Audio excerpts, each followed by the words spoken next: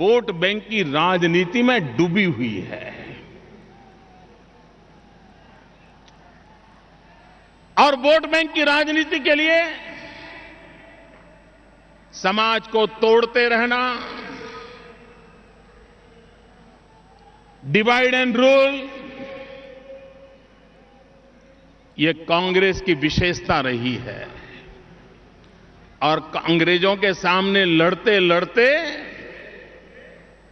कांग्रेस उनसे ये सीख लिया है, डिवाइड एंड रूल। देश आजाद हुआ तो देश का बंटवारा करके भारत मां के 3 टुकड़े कर दिए। आजाद हिंदुस्तान को एक तरफ सरदार पटेल ने एक किया, चारों तरफ एकता का मंत्र गूंजा, और दूसरी तरफ भाषावार प्रांत रचना के नाम पर कांग्रेस ने देश में भाई से भाई को लड़ाने का बीज बो दिया।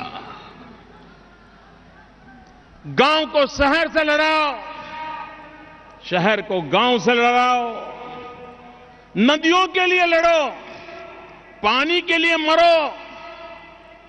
आज भी देश में कोई प्रदेश ऐसा नहीं है कि जहां पानी के बंटवारे को लेकर के 50-50 साल से लड़ाई न होती हो। और दिल्ली में बैठी हुई कांग्रेस सरकार को, महाराष्ट्र में बैठी हुई कांग्रेस सरकार को भाई को भाई से लड़ाने में, गांव से गांव को लड़ाने में, जाति बिरादियों को लड़ाने में, पंथ और संप्रदायों के बीच झगड़ा कराने में उनकी वोट बैंक की राजनीति सुरक्षित रहती है। और इसलिए कांग्रेस पार्टी वोट बैंक की राजनीति में डूबी हुई है। भाइयों बहनों, जब तक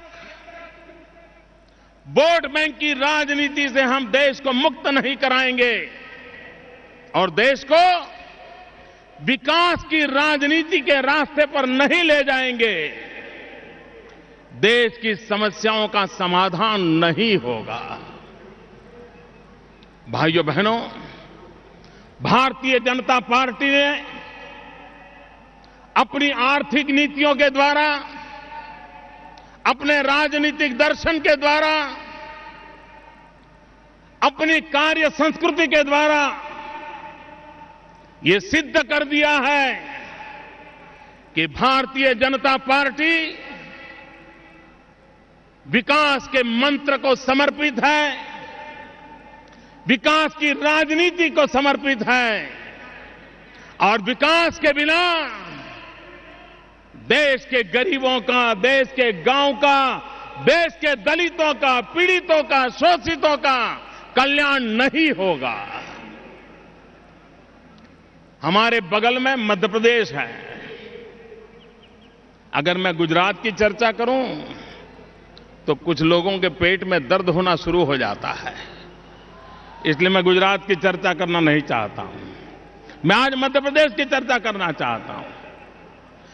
मध्य प्रदेश बीमारू राज्य माना जाता था।